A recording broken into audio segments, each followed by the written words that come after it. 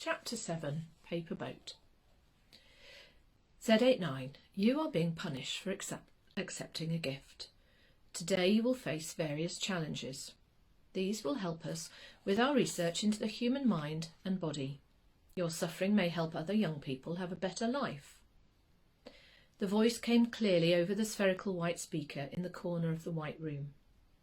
Z89 thought it quite ironic that the correction sector was bright white, which represented purity of heart and why they wore white on a normal day. Here she stood now in the grey uniform of someone who is to be looked down on, to be abused for bad thoughts or actions. She thought the room ought to be grey and dull too. Colours were very important here at Zephyr. You will enter the garden of perception where nothing is as it seems. Here you will stay for 1 hour and you will report on your experience. A door slid open and Z89 could see a small paved area. The sun was shining down on lush green plants and trees. She was puzzled. How could this be a punishment? Stepping through the door, which slid silently back into place behind her, she could hear birdsong and the trickle of water. She wandered towards these delicate sounds. As the trees thinned out, the girl could just make out hundreds of thin, ragged shapes hanging from rails high above her. She pushed her way through the jungle of greasy rags, coughing at the overpowering smell of oil. They clung to her like limpets on a rock, and she battled to get through. A broad lawn stretched before her, and she breathed deeply, clearing her nostrils and throat. She stumbled. The ground was shifting, its uneven surface causing her to lose her footing several times. A cobbled path led into a sloped area with several tall, round pillars standing in a circle. Z89 counted 7 in total. On the top of each pillar, plants grew in abundance, some with twisting leaves spilling over, others with spiky fingers clawing towards the sky. She strained to see what was growing there and reached out to lean against a pillar. Touching what looked like smooth stone, she winced as sharp thorns drove into her soft palms. Z89 began to feel quite disorientated, as the pillars were vertical and then appeared to be leaning. The regular square stone slabs she stood on in her bare feet seemed to tip and turn and soften until they turned to dense green grass. Nothing was what it appeared to be. Her perceptions of reality began to twist and change in her mind. Gentle music began to play, softly to begin with, and the young girl began to relax and breathe deeply. Sitting on the cool green quilt of grass, enjoying the lyrical violin and piano playing in the background, she found herself becoming sleepy. Z89 relaxed. At the same time as her eyes closing, discordant notes jarred the air and the beautiful music became ugly and oppressive, become louder and louder until she had to cover her ears to block it out. The ground suddenly tipped up and she found herself rolling and rolling, down and down until she hit a huge rock jutting its head out of the ground. A tranquil pool of water lay beyond, and Z89 could make out small silver fish darting around under the surface. The music stopped abruptly. A yellow smoke sleepily snaked its way across the lagoon, but Z89 couldn't escape. She had to breathe it in. Surprisingly, the aroma was sweet, and she found the tension in her shoulders dissipating. It reminded her of almonds and ginger, of vanilla and cherries. She breathed again, deeply this time, and struggled to her feet. Staggering into the yellow haze, the slim girl found herself being smothered with sweetness. Not an unpleasant experience, she thought. The taste on her tongue was of caramel and chocolate, but then, without warning, the smoke changed to a luminous, vitriolic green. The stench of rotting flesh, of decomposing food, and of human excrement overpowered her senses. She bent over, coughing, bile coming up unbidden and spilling out onto the cobblestones around her feet. Z89 dropped to the ground, suddenly dizzy and light-headed. The putrid fog poured over her skinny body. butterfly. The next few days dragged on. Erin returned to school and her studies. Everything she learnt about her family whirled around her head, and she found herself daydreaming when she should be concentrating in her lessons. Her mum contacted the school on the Monday morning from the hotel and explained that due to family circumstances, Erin wouldn't be in school until Tuesday the 3rd of March. Her parents had driven her back home. The silence between them all was deafening. Mal drove back separately, promising he would come straight home. He didn't have any lessons at college on a Monday. Erin sat in her room contemplating history homework and thought over what had happened. Once they arrived home, her dad took her quietly into the living room and sat her down. He explained again patiently why they sent Miranda away. Erin felt cheated, let down by him. He was the one person she'd always gone to for help. When her mum was getting at her, he would give her a hug and suggest calmly she should allow her mum some space, as she had a very stressful life, running a business and looking after her family. Now, sitting there surrounded by family photos and expensive works of art, and as her father explained again their reasons, Erin began to understand some of the pressures her parents had been under and the guilt they lived with every day. Why couldn't you tell us? Why did you feel that we wouldn't want to know? Erin still wasn't satisfied with her dad's explanation. Patrick stroked his beard thoughtfully. He tried to explain to Erin what he'd gone through, how he felt so useless at times, that he couldn't save both of his beloved daughters.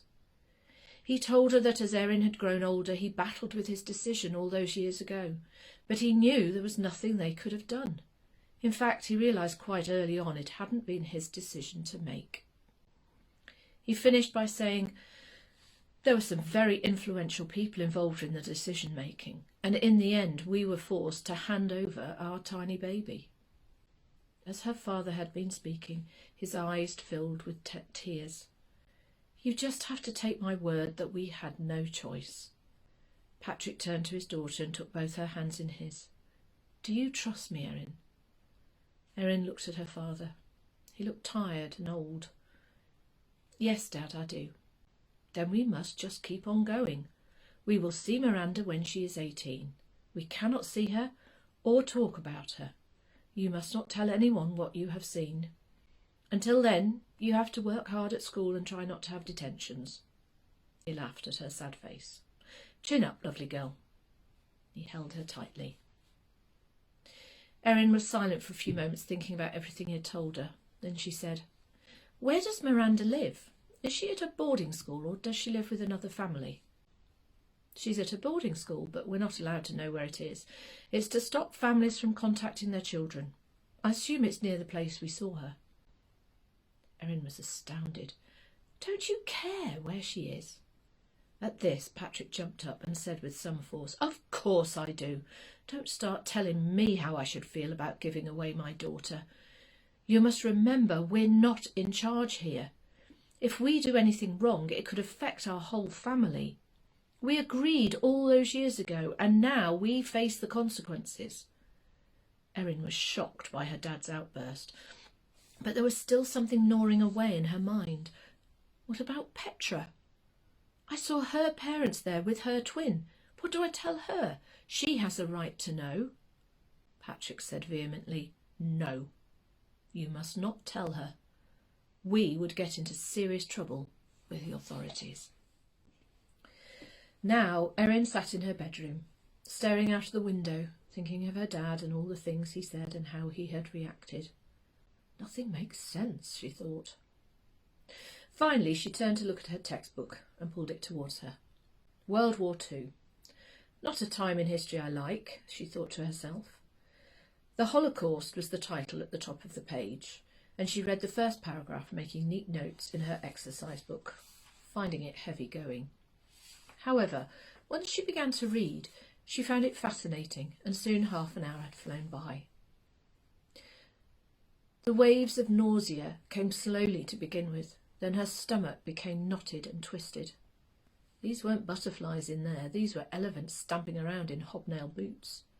Erin stood to go to the bathroom, but the dizziness brought her crashing back down. She could feel bile coming up and held her hand to her mouth. Again, she staggered to her feet and just made the bathroom in time. Later that evening, Erin began to feel better. Her mother had found her draped over the toilet, horrified at the state of her daughter, and immediately helped her into bed. She fussed around her, just like she had when Erin was a little girl.